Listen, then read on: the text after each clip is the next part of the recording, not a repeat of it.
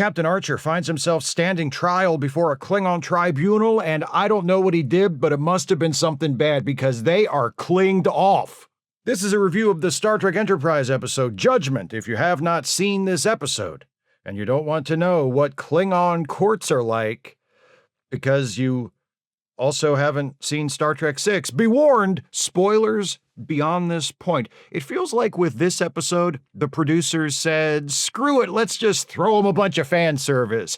But is there a compelling story somewhere under all those references to stuff from other Star Trek shows? Let's find out. Klingon Court is now in session, and look, the Orb of Justice is back! The Orb of Justice is back! And this one comes with a badass claw attachment. Oh man, I wish Judge Old Lady had one of those on Deep Space Nine. I guess the Bajarans couldn't afford to spring for the deluxe model. Oh well. Anyway, the defendant is none other than Captain Archer. The judge says, "You are accused of conspiring against the Klingon Empire. How do you plead?" Archer says, "Not guilty by reason of being the protagonist." The judge says, "You'll have a chance to prove your innocence, but if you're found guilty, your crime calls for only one punishment: tickle party!" Later, Archer is sitting in his oddly spacious jail cell, staring at a delicious-looking Ren Fair turkey leg and just letting it get cold. Like, eat it, dude. It's good. Dr. Phlox comes in, having talked his way past the guards by claiming that Archer carries a potentially contagious infection. While pretending to examine him, Phlox reassures Archer that T'Pol and Trip and the rest of the crew on Enterprise are monitoring the situation and working on getting him out of here, legally or otherwise. Then, this guy walks in and tells Phlox to get lost. He says, "Hey, I'm Kolos, I'm your lawyer, let's go." Archer's like, "Let's go? But we haven't even talked about my case." "I know all about your case, now come on. And when we get in there, I'll do the talking." "Do I get to testify about what happened?" "Do you get to—" "You don't talk, okay? You just stand there and keep your mouth shut. Can you do that?" "Definitely."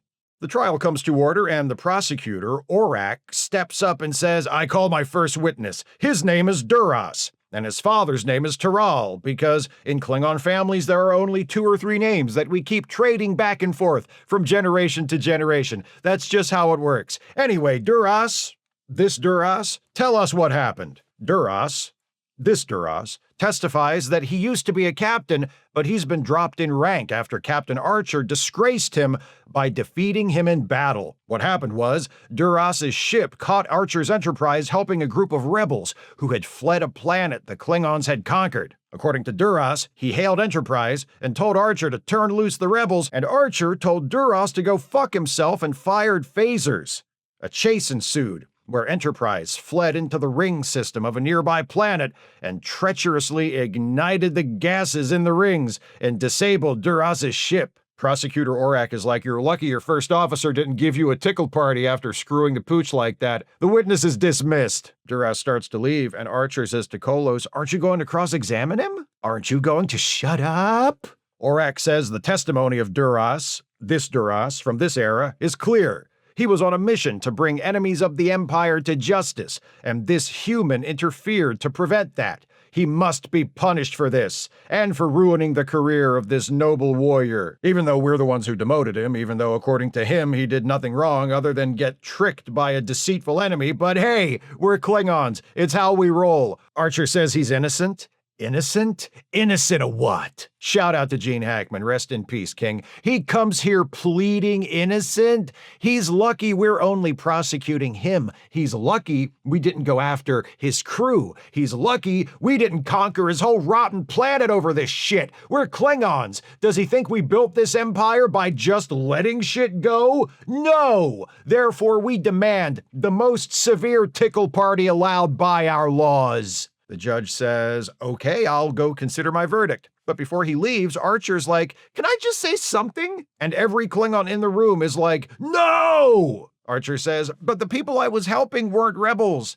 I wasn't trying to start any shit between Earth and the Klingons. I'm not your enemy." The judge says, "That's it, you were warned. Tickle him, boys." And the guards hit Archer with the tickle sticks. Look who's ticklish. Back in his cell, Archer asks Kolos, "So have you always been a rotten lawyer, or are you just coasting until you can claim your pension?" What's a pension? And don't be so quick to accuse me of being a rotten lawyer. I got the judge to agree to take the tickle party off the table if you cooperate and tell the court where you stashed those rebels you rescued. Archer's like, I'm not telling you anything. You'll just bring them to a court like this one. They're good people, and if the judge would let me talk, I would tell him the truth about this whole situation, but it seems like you Klingons only hear what you want to hear. Kolo says, hey, don't lump me in with the rest of them. When I became a lawyer, things were different. Courts were more willing to listen to both sides. Archer says, maybe you should go in there and make them listen. Stand up to this crooked court.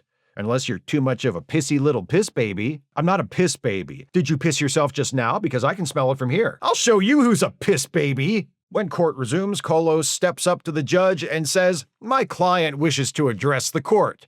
And the judge is like, fine. Captain Archer, tell us your story. And Archer's like, thank you, Judge.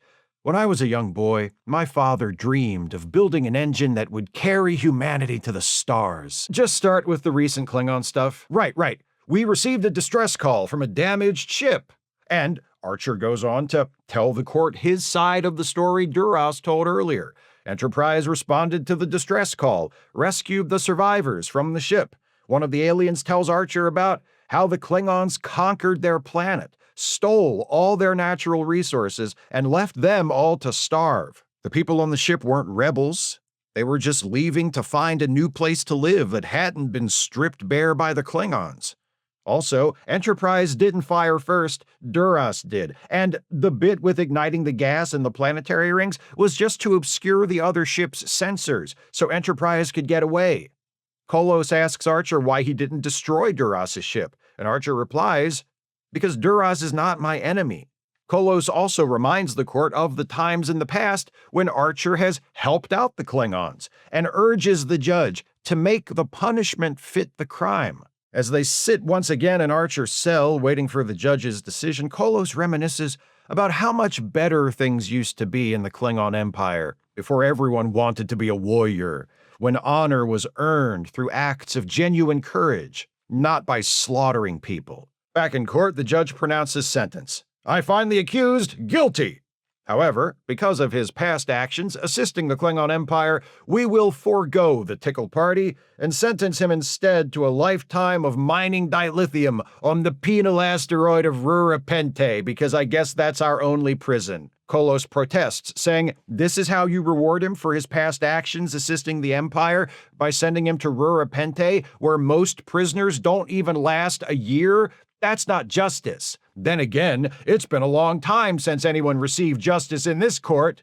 The judge says, oh yeah, you want to mouth off? You can go to Rura Penthe with him. 1 year sentence for contempt of court. And he cracks the orb of justice, and that's all she wrote. Later, Archer and Kolos are settling in on Rura Penthe, mining dilithium, getting tickled by the guards when they aren't working hard enough. It's a good life. Then a new arrival is brought in, and it turns out he's Malcolm. T'Pol bribed some Klingon officials to let him sneak in and get Archer out. Archer says, great, can my lawyer come too?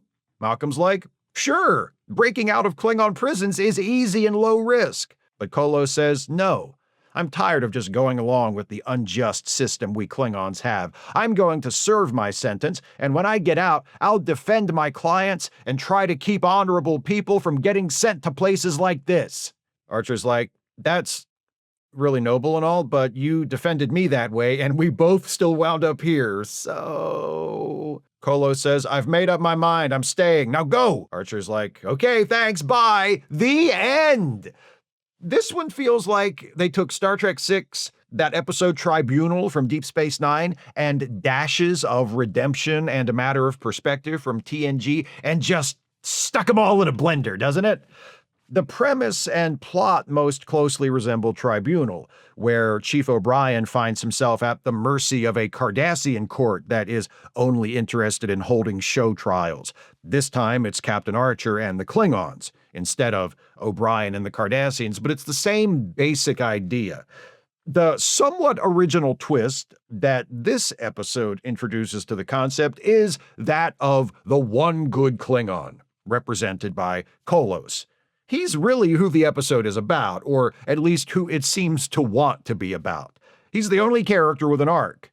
He begins as a tired, disillusioned old public defender, resigned to playing his role within a corrupted system, and he ends with his determination to fight for justice reawakened to the point that he's willing to spend a year in Klingon Siberia in order to come back and try to change that same system. I'm not sure I really buy his transformation. It seems like all it takes is for Archer to protest his unfair treatment and mildly challenge Kolos's courage, and suddenly Kolos is out there getting in the faces of the prosecutor and the judge. But at least it is an arc, and a somewhat interesting character. And Kolos is played by Star Trek veteran J.G. Hertzler, best known as Martok on DS9, and he knows just how to bring out the notes of tragedy and nobility in the character. As far as characters go, that's all the episode has to offer. Archer, ostensibly the hero of the series, mostly just stands around and goads Kolos into doing something. The only decisive actions he takes in the episode are when he tries to speak up for himself in court and gets tased into submission by a guard, and at the end, when he steps in to defend Kolos from being harassed and, after a brief scuffle, gets tased into submission by a guard. If Malcolm hadn't shown up at the end to get him, I guess his plan was to just stay at Rura Penthe until he died. We don't see how Archer was captured by the Klingons in order to stand trial in the first place. That's never even mentioned. But based on how passive he is in the rest of the episode, I assume the Klingons called and asked Archer to turn himself in, and he immediately complied.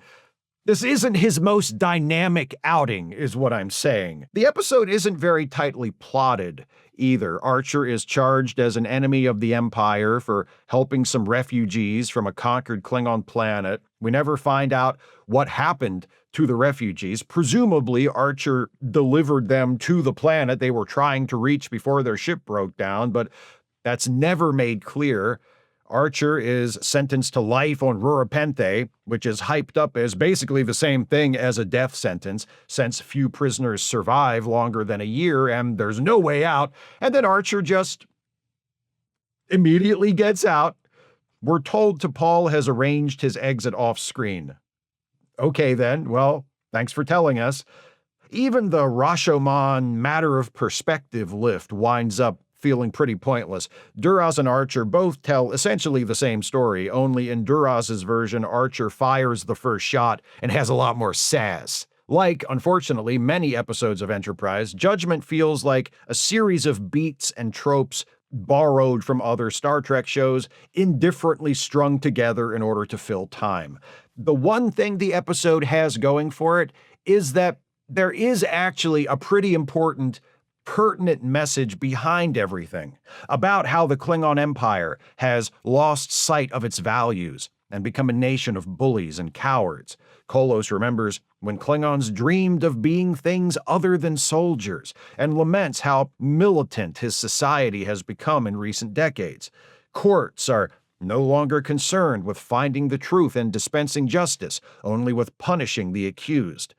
Even the crimes of which people are accused seem specious. Archer's offense is helping people trying to leave a planet that was conquered and ruined by the Klingons. The official Klingon position is, apparently, they're not allowed to do that, and nobody is allowed to help them. The crime of the so-called rebels is not wanting to starve to death on a planet after the Klingons stole all the food. When Archer says to Kolos that it seems like Klingons are perfectly happy to ignore what they don't want to hear, that hits home.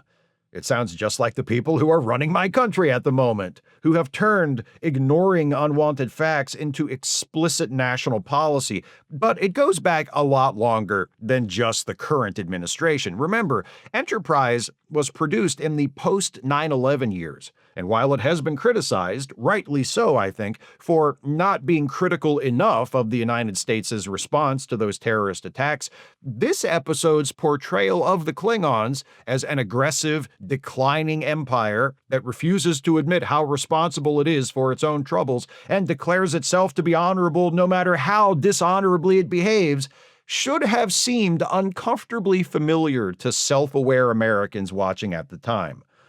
If there were any, I can't really remember. Unfortunately, That message is not only obscured by the lackluster characterization and plotting I've already mentioned, it's also buried under an avalanche of cloying references to other Star Trek shows. The Courtroom is clearly meant to evoke Star Trek VI, right down to the Orb of Justice with its scary metal claw. There's also Rura Penthe, because Star Trek VI. Remember Star Trek VI? And Duras, who is named Duras for no reason other than, hey, remember Duras from TNG? And he's the son of Taral. Hey, remember Taral from TNG? In that, he was Duras' son, but this Duras has a father named Taral. We switched it. But you still recognized it, right? We weren't too clever for you? That's not all. From planet names to ship names to even the name of the disease Phlox lies about Archer having in order to get in to see him in the first scene. Almost every named thing in the episode is a reference to something we've heard before in another Star Trek show. It's hacky fan service writing at its worst. Yes, screenwriter, I get it. You've watched Star Trek. So have I. I believe you. Please put away your credentials. Worst of all, this episode is written by David A. Goodman, who, before working on Enterprise, was a writer and producer on Futurama, one of the best shows ever. He even wrote the Star Trek-themed episode Where No Fan Has Gone Before, or, as I like to think of it, the best Lower Decks episode. In that episode, like in Judgment, Goodman makes numerous explicit references to Star Trek. But in the Futurama episode, those references serve as the basis for clever and often quite biting jokes at the expense of Star Trek. Jokes that satirize and mock Star Trek with an accuracy and ruthlessness that could only come from the mind of a true fan who was willing to take the gloves off. In Judgment, on the other hand, the references serve no purpose at all other than to trigger recognition. Oh, Rura Penthe, that's from Star Trek VI. Oh, Duras, he must be related to that other Duras from TNG. It adds nothing to the story. It serves no purpose other than to pander in the laziest way. It makes the show and the world of the show feel smaller, emptier, and less interesting. And hey, isn't it great that now everything is written this way? There's a good episode in here somewhere, and a good guest character in Kolos, with one of the franchise's most reliable players in J.G. Hertzler on hand to carry it, but there's just too much junk in the way. Those are my thoughts on Judgment. What do you think of this episode? Please share your thoughts with me in the comments. If you'd like to support this channel, and I sure wish you would if you can afford it, you can do so by becoming a patron at patreon.com/Steve Shives, becoming a channel member by clicking the join button, or by making a one-time gift by clicking the thanks button, or via PayPal or Venmo. Links are in the description. That's it for this batch of reviews. Don't worry if I didn't review your favorite Courtroom episode this time around. There will definitely be another batch of Courtroom episode reviews in the future. For now, though, on to a new theme. Please join me next time as we begin a new batch of reviews of episodes that feature godlike beings. Other than Q, obviously. He got his own batch already. This Gods and Monsters batch begins with a review of an episode from the first season of Star Trek: The Original Series, an episode titled The Squire of Gothos. That's next time. See you then. Thanks for watching, and take care, everybody.